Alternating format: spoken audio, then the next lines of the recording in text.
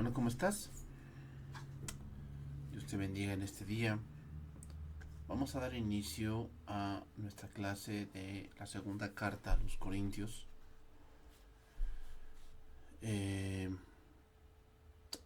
vamos a continuar en el capítulo 1, vamos a orar y vamos a continuar con nuestro estudio. Padre, gracias te damos en este día. Gracias, Señor, porque tú has sido bueno con nosotros. Como dice tu palabra en los Salmos, tú extiendes tu misericordia y te dignas a ver a los hombres, Señor, que no tienen nada bueno. Sin embargo, Señor, tú te has dignado a mirarnos, a bendecirnos y darnos, Señor, tu voluntad escrita, de tal manera que en ella seamos sabios. Bendito seas. Gracias, oh Dios. Guíanos en este tiempo, enséñanos, muéstranos, oh Señor, cámbianos, corrígenos, guíanos por tu palabra. En nombre de Jesús. Amén. Bien, hermanos. Segunda Corintios capítulo 1, verso número 7. Voy a iniciar en ese pasaje. Segunda Corintios capítulo 1, versículo 7. Y nuestra esperanza respecto de vosotros es firme, pues sabemos que así como sois compañeros en las aflicciones, también lo sois en la consolación. Mira, muchos de los cristianos de Corinto sí reconocían a Pablo y que de verdad eran nacidos de nuevo. Y también muchos estaban sufriendo como Pablo. Y la consolación también significa exhortación, hermano. Los sufrimientos no vienen solos sobre los cristianos, vienen también con la consolación de Dios. ¿Y para qué nos consuela Dios? Bueno, para que cuando nos encontremos con a alguien en problemas, que necesita consuelo, podamos impartirle el mismo consuelo que Dios te ha impartido a ti. Hermanos, las tribulaciones dentro de la vida cristiana son algo que es necesario. Las tribulaciones hacen que el cristiano confíe más en Dios, que el cristiano sea formado en su carácter, pero juntamente con la tribulación viene la consolación. Y como decíamos la semana pasada, el problema es que el ser humano asocia la consolación con ya no sufrir más. Y muchas veces no va por ahí. El Señor tiene diferentes maneras y diferentes métodos en el cual Dios va formando nuestro carácter, Dios va formando nuestra vida y Él empieza a mostrarnos nuestras debilidades también. Entonces también en la tribulación pues se muestra nuestra debilidad también. Se muestra hasta dónde a veces podemos llegar. Y ahí es donde la obra de Dios o el Espíritu Santo empieza a obrar en nosotros. Entonces eso es muy importante entenderlo, hermanos. Seguimos adelante, 2 Corintios 1:8. Porque, hermanos, no queremos que ignoréis acerca de nuestra tribulación que nos sobrevino en Asia, pues fuimos abrumados sobremanera más allá de nuestras fuerzas, de tal modo que aún perdimos la esperanza de conservar la vida. ¿Se dan cuenta? O sea, ¿nos damos cuenta? O sea, la tribulación hace que veamos nuestra incapacidad, hermanos. O sea, porque hay hombres y mujeres que se creen invencibles, se creen intocables, se creen que no requieren o que no están a merced de muchas otras cosas que podemos a veces ver. Y no, hermanos, la tribulación a veces hace ver como pues eres o somos un simple humano y que necesitamos, y a veces las tribulaciones, hermanos, como dice acá, van más allá de nuestras fuerzas. Yo te puedo decir una o varias que a veces van más allá de nuestras fuerzas. Por decir, la muerte de un ser querido no es algo que puedas pasar en la carne, hermano. O sea, no es algo que tú puedas pasar simplemente porque tú eres muy fuerte mentalmente. No, o sea, no lo vas a pasar así. La manera en que tú vas a pasar eso es confiando en el Señor, y Él te va a dar algo que en tus fuerzas no tienes. ¿ok? Entonces, ¿hasta qué punto vamos a soportar la aflicción? Bueno, hasta el punto que Dios quiera o que Dios te dé la fuerza. Y podemos ver esto en otro pasaje, hermano. Mira, 2 Corintios 11:16. Otra vez os digo, que nadie me tenga por loco. O de otra manera, recibidme como a loco, para que yo también me gloríe un poquito. Lo que hablo, no lo hablo según el Señor, sino como en locura. Aquí está ironizando Pablo, porque, bueno, vamos a verlo más adelante en esta misma carta. Va a haber muchos o había muchos que eh, presumían sus logros personales. Como hoy en día también, o sea, hoy en día que han levantado tantas iglesias, que han viajado a tal lugar, que se compran tales cosas, que han visitado ciertos restaurantes, que han visitado ciertos lugares supuestamente para ellos exclusivos, ¿no? Bueno, y Pablo no va a presumir eso. O sea, Pablo no va a presumir que se fue a cierto lugar, no, no, no. Lo que Pablo va a presumir es los sufrimientos en Cristo. Por eso dice, o sea, ¿quién presumiría eso, hermanos? O sea, ¿quién presumiría, pues, que te fue mal en, no sé, en cierta inversión, que te fue mal en cierto punto de la vida? O sea, ¿quién presumiría eso? Pues creo que nadie, pero eh, Pablo, impulsado por el Espíritu Santo, habla, por eso dice, hablo como loco, o sea, ustedes me consideran así, pues bueno, síganme considerando así, y así como así, pues voy a hablar, ¿no? Puesto que muchos se glorían según la carne, también yo me gloriaría, o sea, según la carne significa, pues en cosas que son terrenales, que son pasajeras, en eso se glorían, bueno, porque de buena gana me toleráis a los necios, siendo vosotros cuerdos, sigue ironizando, ¿eh? Pablo aquí sigue ironizando porque obviamente un cristiano, hermano, fíjate bien, un cristiano no va a alabar las cosas de la carne. O sea, el hecho de que una persona tenga un logro personal en lo terrenal, hermanos, no digo que no es de felicitar o decir, oye, qué bueno, gracias a Dios, pero hermanos, eso no te debe de sorprender. O sea, lo que te debe de sorprender es su obediencia a Cristo, debe sorprenderte eh, su entrega, sus bendiciones espirituales en Cristo Jesús. O sea, esas son las cosas que debe de sorprender, no las cosas, hermanos, simplemente terrenales, que muchos hoy tanto alaban y tanto dicen, ¿no? Pero, hermanos, pues no tienen ninguna razón de ser en Cristo.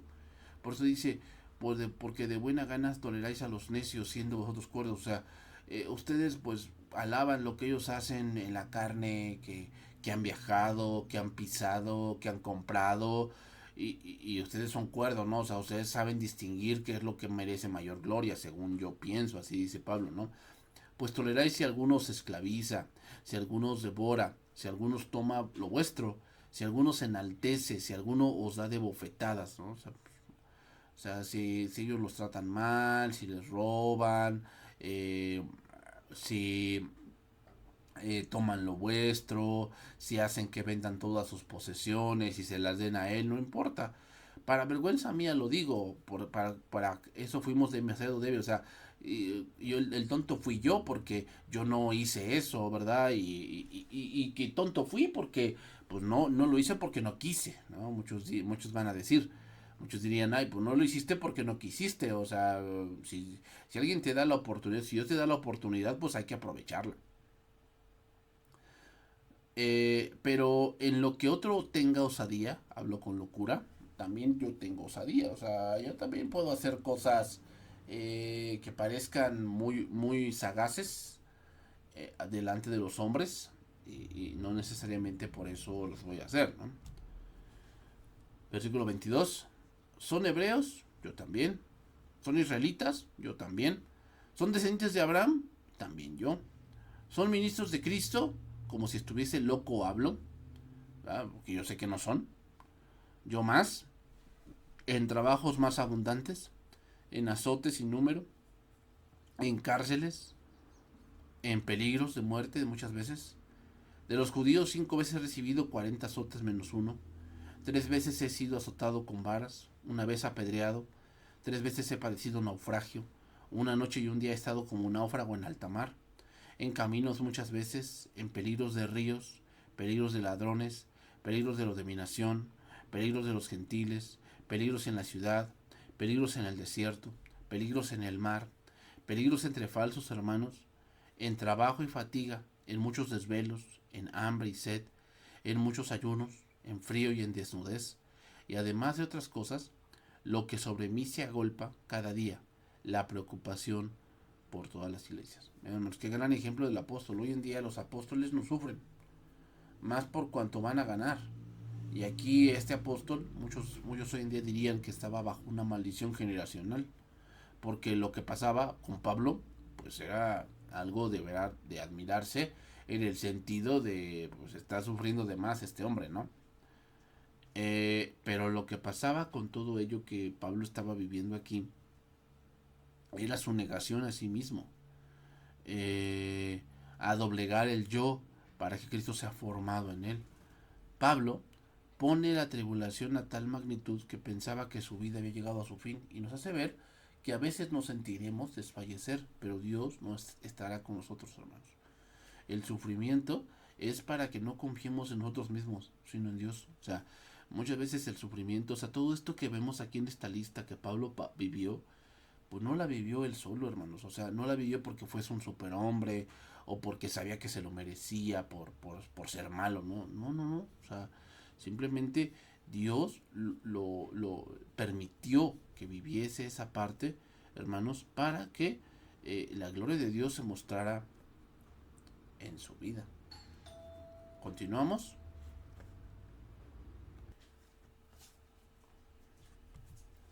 Segunda Corintios 1:9. Pero tuvimos en nosotros mismos sentencia de muerte, para que no confiásemos en nosotros mismos, sino en Dios, que resucita a los muertos. A pesar de las tribulaciones de Pablo, Pablo no murió por cuanto Dios no había terminado su obra con él. Dios quería que la confianza de Pablo estuviese fundada en Dios. Cuando estás al borde de la muerte, hermanos, abandonas toda clase de confianza porque sabes que ya no puedes hacer nada y que solo Dios puede salvarte. Eso dice ahí, porque para que no confiásemos en nosotros mismos, sino en Dios que resucita a los muertos. Dios le estaba mostrando a Pablo que abandonara su autoconfianza en él mismo y que su confianza estuviese fundada en Dios. Pablo, hermanos, con todo esto, él está consciente que no es indispensable en la obra de Dios. Y Dios va a terminar su propósito, hermanos, estés tú o no estés tú. Pero, hermanos, tenemos que entender que mientras tú no cumplas la voluntad de Dios, pues Dios no va a permitir que tú mueras. La vas a cumplir. Y ya cuando tú la cumplas, pues bueno, muchas otras cosas van a ocurrir. Pero, hermanos, vemos otra cosa que hace la tribulación. No confiar en ti mismo. ¿Okay? No confiar en ti mismo. O sea, ese es un gran problema de muchas personas. Y es que muchos no avanzan en su vida cristiana porque confían mucho en lo que ellos creen o lo que ellos piensan o lo que ellos sienten. Y eso les va a traer muchas dificultades, hermanos. En verdad, o sea, les va a traer muchas dificultades porque vivir la vida cristiana bajo mis propios términos va a causar fastidio. ¿Por qué? Porque a la carne no le gusta ese tipo de vivencias, no le gusta ese tipo de autosacrificio, no le gusta ese tipo de cosas que muchas veces Dios permite que vivamos. O sea, es algo que muchas veces la carne no le gusta y hermano, si tú sigues viviendo tu vida cristiana bajo tus propios términos, tú vas a fracasar. Tú vas a fracasar porque un día te vas a fastidiar y vas a abandonar todo. 1:10. El cual nos libró y nos libra, en quien esperamos que aún nos librará de tan gran muerte. Vemos aquí a un apóstol Pablo que sufrió grandemente pero que pone su confianza en Dios.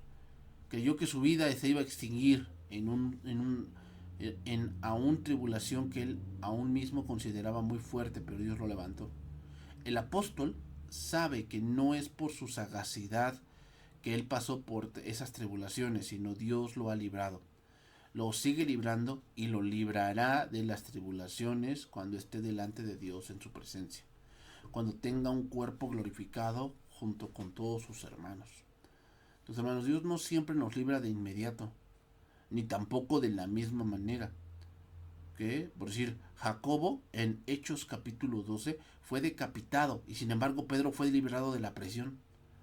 O sea, de alguna manera también, hermanos, morir es ser librado, ¿eh?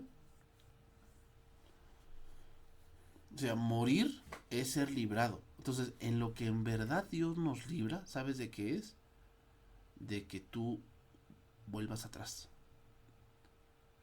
O sea, sí, a veces Dios nos libra de la muerte, pero hermanos, viéndolo en un punto cristiano, morir para nosotros es algo feo, o sea, es algo que no desearíamos. Bueno, hablándolo carnalmente en el sentido de pues no volver a ver a personas y seres queridos, pues sí, obviamente perder a una persona pues no es tan sencillo, hermanos, pero tenemos que darnos cuenta de la verdad, y es que la muerte para el cristiano es ganancia. O sea, sí, sufrimos aquí los que nos quedamos, pero es por un tiempo, hermanos, porque después vamos a volver a encontrarnos. Entonces, eh,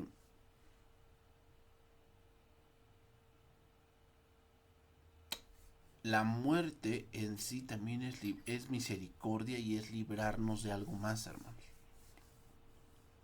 O sea, vamos a ponerlo así, muchos que murieron en el COVID, no se, ahora no se ponen a, Dios los libró de ver todas las cosas que ahora se han levantado y que ahora estamos viendo en las escuelas, que ahora estamos viendo en lo secular, que estamos viendo en los programas de televisión, que estamos viendo en las series de televisión. O sea, toda ese pecado que ahora está a flor de piel, Dios los ha librado de ver eso.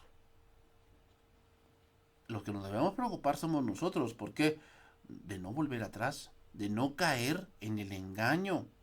De eso debemos preocuparnos nosotros, hermanos. Ellos ya no, ellos ya han sido librados. Entonces, hermanos, librados entonces de qué más mayormente Dios nos libra. De apostatar, de volver atrás, hermanos. De volver atrás. De eso Dios nos libra. Seguimos ahí. Aquí tengo este pasaje donde murió Jacobo. En aquel tiempo el rey Herodes echó mano de algunos de los de la iglesia para maltratarles. Y mató a espada a Jacobo, hermano de Juan. ¿Verdad? O sea, entonces Dios no lo libró. Sí, o sea, sí, Dios sí lo libró. Pero no de la manera que el ser humano siempre piensa que debe Dios hacerlo. Y viendo que esto había agradado a los judíos, procedió a prender también a Pedro. Eran entonces los días de los panes sin levadura. Y habiéndole tomado preso, le puso en la cárcel, entregándole a 4 grupos de 4 soldados cada uno, para que le custodiasen, y se proponía sacar al pueblo después de la Pascua. Así que Pedro estaba custodiado en la cárcel, pero la iglesia hacía sin cesar oración a Dios por él. Entonces, después ya vemos la historia. Pedro, Dios lo libró de la cárcel, o sea, se abrieron las puertas, se cayeron sus cadenas, y dice que de repente pues él se encontraba afuera, ¿no? El ángel lo despertó, de repente se encontraba afuera, y dice que cuando fue a la iglesia pues estaba orando por él, y tanto fue así que no creían que fuese él. Seguimos ahí. 2 Corintios 1:11. Cooperando también vosotros a favor nuestro con la oración, para que por muchas personas sean dadas gracias a favor nuestro por el don concedido a nosotros por medio de muchos. Lo que pasó con Pedro, y lo quiero leer, ¿no? Lo quiero leer aquí. Y cuando Herodes le iba a sacar, aquella misma noche estaba Pedro durmiendo entre 2 soldados, sujeto con 2 cadenas, y los guardas delante de la puerta custodiaban la cárcel. O sea, tenía 2 a su lado y 2 afuera de la celda. Y aquí que se presentó un ángel del Señor. Una luz resplandeció en la cárcel y tocando a Pedro en el costado, le despertó diciendo: levántate pronto. Y las cadenas se le cayeron de las manos. Y le dijo el ángel: ciñete y átate las sandalias. Y lo hizo así. Y le dijo: envuélvete en tu manto y sígueme. Y saliendo le seguía, pero no sabía que era verdad lo que hacía el ángel, sino que pensaba que veía una visión. O sea, que todavía seguía durmiendo, o sea, que estaba soñando. Es lo que él pensaba, Pedro. Y habiendo pasado la primera y la segunda guardia, llegaron a la puerta de hierro que daba a la ciudad, la cual se les abrió por sí misma. Y salidos pasaron una calle, y luego el ángel se apartó de él. Entonces Pedro, volviendo en sí, dijo: ahora entiendo que verdaderamente que el Señor ha enviado su ángel y me ha librado de la mano de Herodes y de todo lo que el pueblo de los judíos esperaba. Y habiendo considerado esto, llegó a casa de María, la madre de Juan, el que tenía por sobrenombre Marcos, donde muchos estaban reunidos orando. ¿Se dan cuenta? ¿Qué dice el pasaje? Cooperando también vosotros a favor nuestro con la oración, para que por muchas personas sean dadas gracias a favor nuestro por el don concedido a nosotros por medio de muchos. Estaban orando.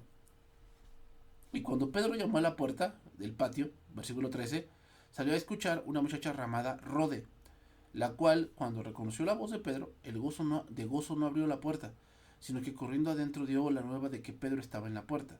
Ellos le dijeron: ¿estás loca? Pero ella aseguraba que así era. Entonces ellos decían: es un ángel. Mas Pedro persistía en llamar, y cuando abrieron y le vieron se quedaron atónitos. Pero él, haciéndoles con la mano señal de que callasen, les contó cómo el Señor le había sacado de la cárcel, y dijo: haced saber esto a Jacobo y a sus hermanos. Y salió y se fue a otro lugar. Luego que fue de día, hubo no poco alboroto entre los soldados sobre qué había sido de Pedro. Mas Herodes, habiéndole buscado sin hallarle, después de interrogar a los guardas, ordenó llevarlos a la muerte. Después descendió de Judea a Cesarea y se quedó allí. Pablo habla de la oración de intercesión y está dando gracias a Pablo a Dios por aquellos que oran por él, así como oraron por Pedro. Pablo está siendo atacado muy fuerte y está agradecido a los hombres que oran por él y por sus colaboradores en el ministerio, porque él sabe que la oración del justo puede mucho. Entonces, dice: ustedes nos están ayudando al orar por nosotros. Entonces mucha gente dará gracias porque Dios contestó bondadosamente tantas oraciones por nuestra seguridad, como la hizo con Pedro. Entonces, ahora, hermanos, tenemos que entender que por decir, el libramiento de Pedro de la cárcel, ¿para qué era? O sea, ¿cuál fue el propósito de liberarlo de la cárcel? O sea, simplemente salvar a un hombre. Pues creo que eso sería muy, muy básico, hermanos. Tenemos que ver lo que sucedió en toda la historia. Y es que, vean, o sea, a ver, si estaban orando tanto los de la iglesia, ¿por qué cuando Pedro se presentó no lo creyeron? ¿Se dan cuenta? O sea, muchas veces oramos y cuando Dios contesta no creemos que Dios mismo haya contestado lo que oramos. Y hermanos, tenemos que entender que Dios puede hacerlo. No debemos de dudar de lo que oramos a Dios. Obviamente si está de acuerdo a su voluntad, pero si está de acuerdo con su voluntad, no debemos de dudar de lo que oramos a Dios, hermanos. O sea, muchas veces Dios va a contestar y a veces sí, o sea, en nuestra humanidad a veces no creemos que Dios haya contestado, pero sí es importante que creamos. Seguimos ahí, capítulo 1, verso número 12. Ahí tenemos como título: ¿por qué Pablo su visita a Corinto?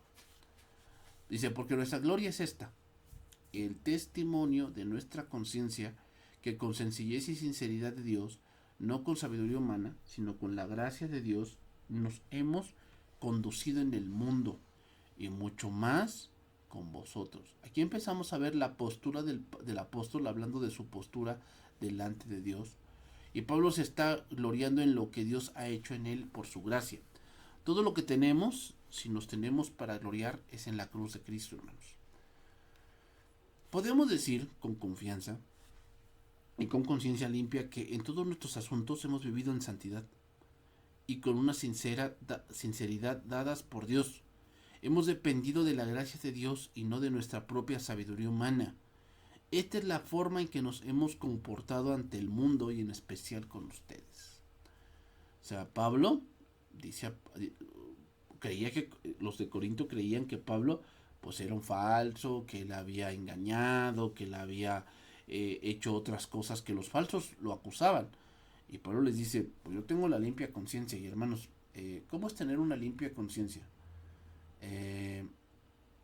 Pues la conciencia, hermanos, es algo que nos justifica o que nos condena. Y Pablo decía que si él le robaba la gloria de Dios, su conciencia estaba manchada. Un hombre podrá hacer caso omiso a su conciencia, pero siempre le estará en contra por cuanto él sabe dentro de sí que eso que hizo es malo. Y Pablo hasta en ese punto está limpio. ¿Por qué? Porque él había hecho su trabajo en Cristo y para Cristo. Hermanos, tener una conciencia limpia significa que bajo la ley de Dios tú eres inocente. Y eso solamente se logra en Cristo, hermanos. Que Cristo limpie tu conciencia.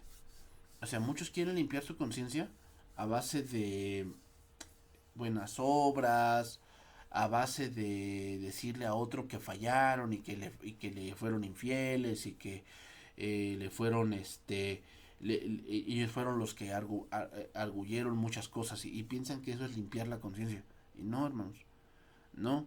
O sea, jamás un pecado se va a limpiar confesándolo al hombre, sino confesándoselo a Dios. El conducirnos en la vida, no con sabiduría, se refiere que no tiene nada de que ver con los consejos humanos de moralidad, sino que Pablo se conduce según lo que recibe de Dios, hermanos. Según lo que recibe de Dios. Los dones, la salvación, la gracia de Dios, para conducirnos rectamente delante de Dios, no podemos depender de nuestras cuestiones morales.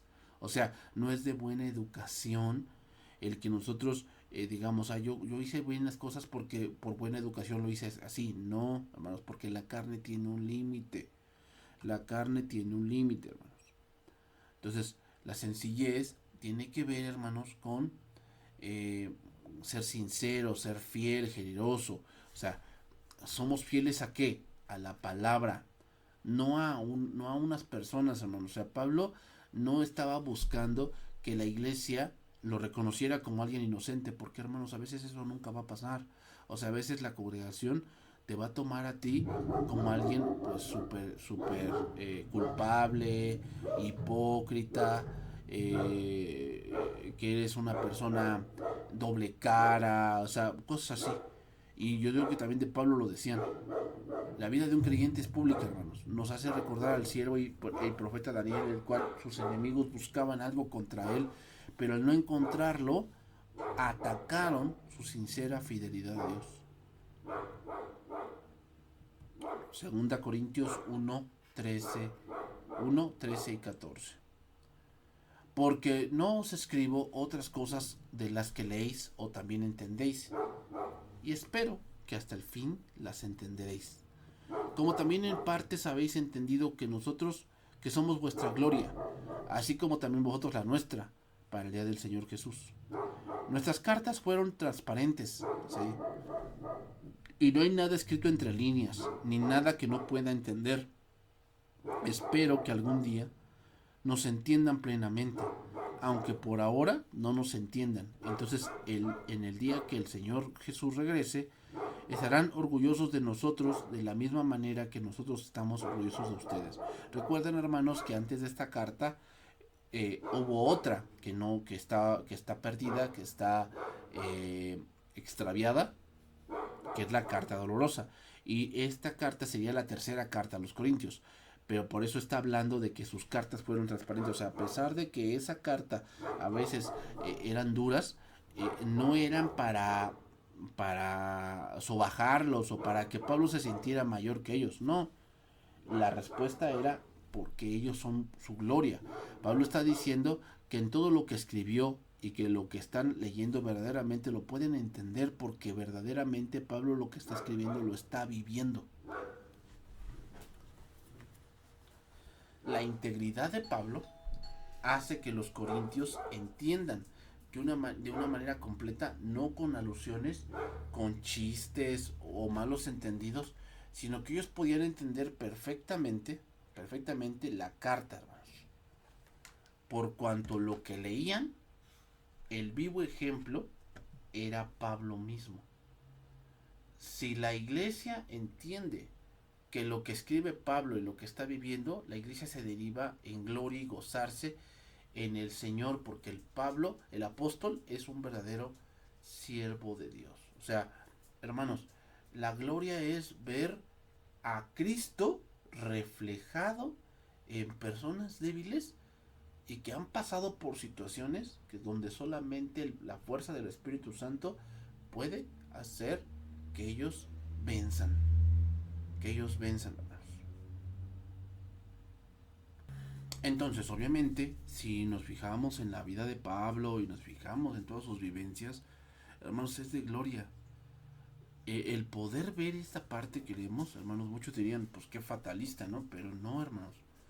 Lo que estamos viendo aquí, que es que la gloria de Cristo se magnifica en nuestra debilidad. En nuestra debilidad. 2 Corintios 1:15. Con esta confianza, quise ir primero a vosotros, para que tuviésemos una segunda gracia. Como estaba tan seguro de su comprensión y confianza, quise darles una doble bendición al visitarlos 2 veces. Pablo empieza a hablar de su segunda visita a la iglesia de Corinto, y la segunda gracia se refiere a una segunda oportunidad para que la iglesia ayude a Pablo en su ministerio. Se lo podemos ver aquí, 2 Corintios o 1 Corintios 16:2. Cada primer día de la semana, cada uno de vosotros ponga aparte algo, según haya prosperado, guardándolo, para que cuando yo llegue no se recojan entonces ofrendas. Y cuando haya llegado, a quienes hubiesen designado por carta, a estos enviaré para que lleven vuestros donativos a Jerusalén.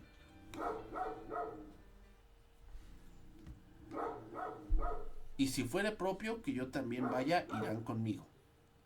Iré a vosotros, dice, cuando haya pasado por Macedonia, pues por Macedonia tengo que pasar. Y podrá ser que me quede con vosotros o aún pase el invierno, para que vosotros me encaminéis a donde haya de ir. Porque no quiero veros ahora de paso, pues espero estar con vosotros algún tiempo, si el Señor lo permite. Pero estaré en Éfeso hasta Pentecostés. Entonces Pablo, pues aquí vemos cómo empieza a hablar algunas cosas de sus planes. Debido a las acciones de ellos, más tarde cambió su mente porque no quería venir a juicio sino con gozo. La minoría habladora lo acusó de indeciso, no solamente de sus planes de viaje, sino de su evangelio, hermanos. ¿Okay? Por eso te digo que muchas veces sí, la iglesia a veces en esa falta de sabiduría, pues menosprecia a los verdaderos ministros y da gloria a los falsos, ¿no? Pero eso no quiere decir que eso quite tu recompensa. Seguimos ahí, 2 Corintios 1:16. Y por vosotros pasar a Macedonia, como lo vimos en el pasaje anterior, y desde Macedonia venir otra vez a vosotros y ser encaminado por vosotros a Judea, como lo leímos en el pasaje anterior de 1 Corintios capítulo 16, verso 2. Estos eran los planes de Pablo respecto a su trayecto que piensa Pablo tener hacia Judea. Él quería regresar a Jerusalén, donde después fue arrestado y fue llevado a Roma. 2 Corintios 1:17. Así que el proponerme esto, usé quizá de ligereza, o lo que pienso hacer, lo pienso según la carne, para que haya en mí sí y no. Y tal vez se pregunten por qué cambié de planes. ¿Acaso piensan que hago mis planes a la ligera? ¿Piensan que soy como la gente del mundo, que dice sí cuando en realidad quiere decir no?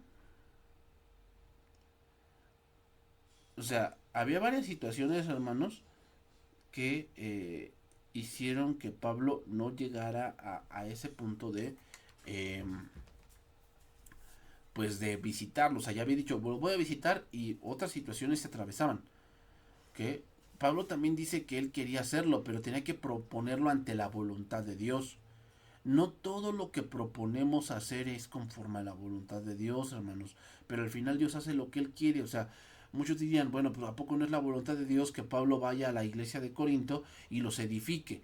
O sea, pues es algo bueno a tus ojos. A tus ojos. O sea, a nuestros ojos hay cosas que queremos hacer que son súper buenas y que lamentablemente pues, no dan gloria a Dios, hermanos. Y Dios no lo va a permitir. O sea, Pablo quería ir a Corinto y el Señor no se lo permitió. Por eso muchos dicen, ah, bueno, entonces ¿por qué no vienes, Pablo? O sea, por eso dice ahí, piensan que soy como la gente del mundo que dice sí cuando en realidad quiere decir no. O sea, ah, sí, yo les dije, pero pues no, es como cuando alguien te invita a una fiesta, ¿no? Y y le dices, sí, sí, sí, y le preguntas los pormenores, pero dentro de ti dices, no, pues a ver quién va, porque yo no voy a ir, ¿no? O sea, debemos aprender que toda nuestra voluntad debe estar rendida a la voluntad de Dios. Pablo sabía esto y todo cristiano debe saber esto. ¿Cuántos problemas nos evitaríamos por seguir la voluntad de Dios y por seguir sus consejos? ¿Cuántos problemas nos evitaríamos si eh, buscásemos la voluntad de Dios? Pablo nos deja ver la fidelidad de Dios y su soberanía en todos sus planes, poniendo de manifiesto que él en su mente había planeado algo, pero Dios, quien guía sus pasos, le dijo cuál era el tiempo correcto de visitar esta iglesia. Mas, como Dios es fiel, nuestra palabra a vosotros no es sí y no. O sea, tan cierto como que Dios es fiel, nuestra palabra a ustedes no oscila entre el sí y el no. O sea, Pablo aquí habla sobre la fidelidad de Dios. Si está en el plan de Dios y está en el momento de Dios, Pablo irá a los Corintios. O sea, por eso dice, no, o sea, no es que yo esté jugando con ustedes, no, no, no, sino más bien que Dios me dé luz verde o no me la dé para hacerlo. Pablo dice mucho, hermanos, de la fidelidad de Dios, y Dios no es relativo, que dice que sí hoy y mañana piensa nuevamente, lo piensa nuevamente, no. Por eso Pablo dice que su palabra en los Corintios son firmes, porque Dios lo es, que son palabras fieles y verdaderas, porque el Dios de esta palabra es fiel y verdadero. En el Antiguo Testamento, hermanos, la fe es entendida por lo general como fidelidad. Esta es una característica principal de Dios, y esto hace que nuestra esperanza sea sin equivocación, hermanos, sea sin equivocación. Aquí vemos algunos pasajes sobre eso. Conoce pues que Jehová tu Dios es Dios, Dios fiel, que guarda el pacto y la misericordia a los que le aman y guardan sus mandamientos hasta 1000 generaciones. Isaías capítulo 49 versículo 7. Así que así ha dicho Jehová, Redentor de Israel, el santo suyo, el menospreciado del alma, al abominado de las naciones, al siervo de los tiranos. Verán reyes y se levantarán príncipes, y adorarán por Jehová, porque fiel es el santo de Israel, el cual te escogió. O sea, Dios es fiel, hermanos. Y que cuando Él dice algo, Él no solamente te va a poner, hermanos, la parte de hacerlo, sino los medios para que lo puedas hacer. 2 Corintios 1:19. Porque el Hijo de Dios, Jesucristo, que entre vosotros ha sido predicado, por nosotros, por mí, Silvano y Timoteo, no ha sido sí y no, más bien sí en Él. Dice, pues Jesucristo, el Hijo de Dios, no titubea entre el sí y el no. Él es aquel de quien Silas, Timoteo y yo les predicamos, y siendo él sí definitivo de Dios, él siempre hace lo que dice. ¿Cuál es el sí definitivo de Dios, hermanos? No se refiere a caprichos, ¿eh? No se refiere a que, pues es que Dios siempre dice que sí. No, no, no, no, no se refiere a eso. Se refiere, hermanos, a que en todo lo que vimos en el Antiguo Testamento, todo lo que lo que tus promesas, todos los sacrificios, toda la parte de la de la del sistema levítico, hermanos, todo apuntaba a Cristo. Y cuando Dios decidió que ya era el momento de que Cristo viniese, ese sí de Dios se hizo evidente. O sea, ¿por qué Cristo no vino en el año 2000? O ahorita en el 2023. ¿O por qué no vino en los años 90 o en los 80? Porque Dios dijo un sí en cierto tiempo y Dios no anda jugando de bueno, sí, no, ya cambié de opinión, ahora yo quiero que venga tal día. No, hermanos, no. Es como con su segunda venida. Él ya tiene una fecha establecida y él no anda jugando de que no, bueno, como veo que no se salvaron para esta fecha, la voy a cambiar.